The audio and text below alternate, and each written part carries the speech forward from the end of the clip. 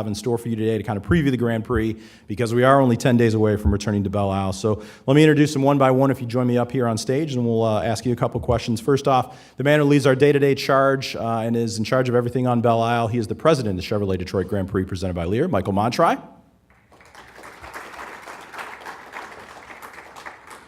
U.S. Vice President of Performance Vehicles and Motorsports for General Motors, in charge of all the Chevy and Cadillac competition on track, Jim Campbell. We'd like to bring back to the stage, after the cool intro video, Chris Sun, who's Vice President of Marketing and Communications for American Axle and Manufacturing. Chris, if you join us. Gentleman who has won twice on Belle Isle and also a series champion in the Verizon IndyCar Series, driver the number 12 Verizon Team Penske Chevrolet, Will Power.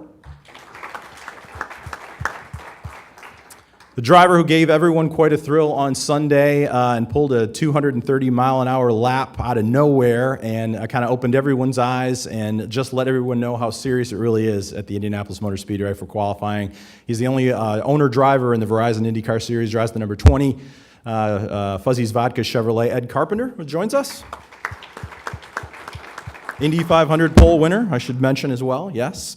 Driver the number 59 Gallagher Chevrolet for Carlin Racing, Max Chilton is with us today. Max. And two of the top drivers who are competing in the IMSA WeatherTech Sports Car Championship. He drives the number 5 Action Express Mustang sampling Cadillac. He is the series points leader, Joao Barbosa. And we have Joao's teammate with Action Express, drive the number 5 Cadillac, and he's also the sporting director of Action Express, Christian Fittipaldi, with us. And our final guest today, as we mentioned, iRacing, really excited to unveil this new platform and test it out today. Otto Zabini is with us here from iRacing. Otto, he's the Vice President of Marketing for iRacing. Thank you very much, gentlemen, for joining us. This is going to be an interesting panel, interesting discussion on the Grand Prix. And Michael, we'll start with you.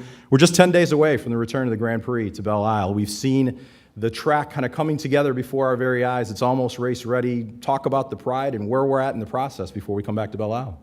Yeah, we're really happy with the process. We started 7 days later this year than we have in any other year, 7 days later than last year. And our goal is to be on and off of the island in 68 days.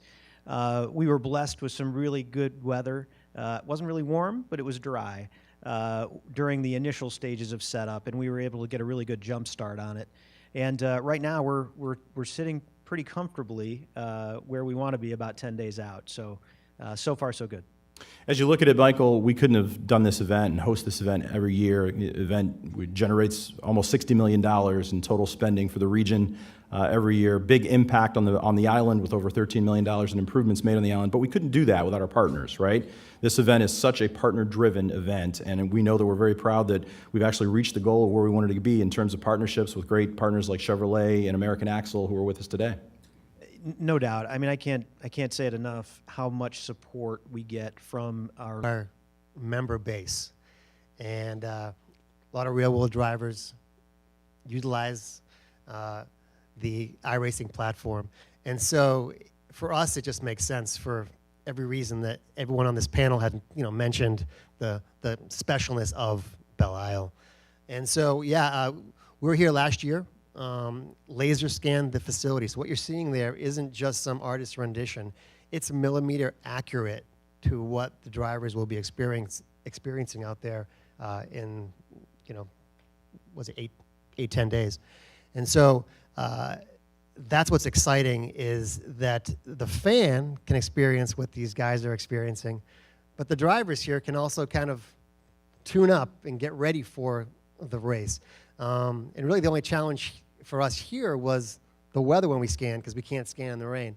And it was a little bit spotty. But we have pieced together what we feel is one of our best tracks to date on our service. And so you'll all get to experience that as well. And again, we're just thrilled to be a part of it. Thank you. We're happy that you're here and chose us to kind of unveil this to the world. So we're looking forward to getting on it here in a minute. The detail is amazing to me. I mean, it's not just the track, right? But it's the signage. It's every little nook and cranny of the Belle Isle circuit. I think I even saw Michael in the crowd there waving a little bit. If there's a porta potty that was there when we scanned, that porta potty is in. Yeah. I mean, it's a. You don't want to be looking at that when you're driving, but yeah. Yeah, exactly. So,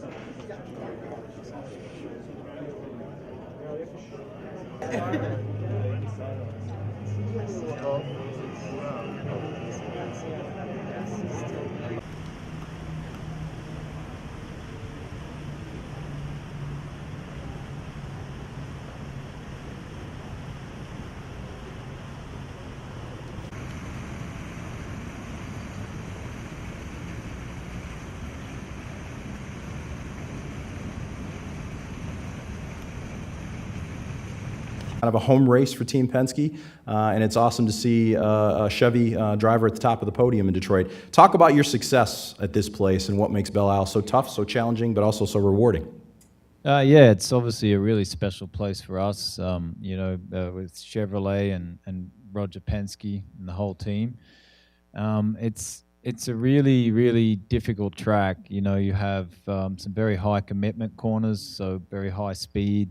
Yeah, a lot of different grip levels, and it's very bumpy. So, and for us, we're coming off the 500 from a perfectly smooth circuit with very fine increments of steering to just manhandling a car around the track with very limited practice because it's a double header. So I really enjoy the track. I love racing. There's always a lot of passing, always a lot of action. And, the new IndyCar this year has provided better racing, so you can expect that this year as well.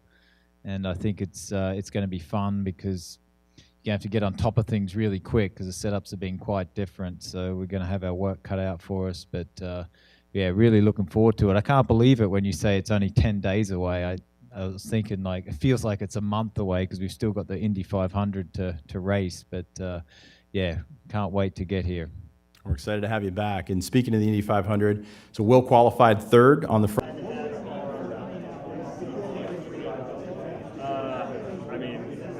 Obviously, I think anytime there's a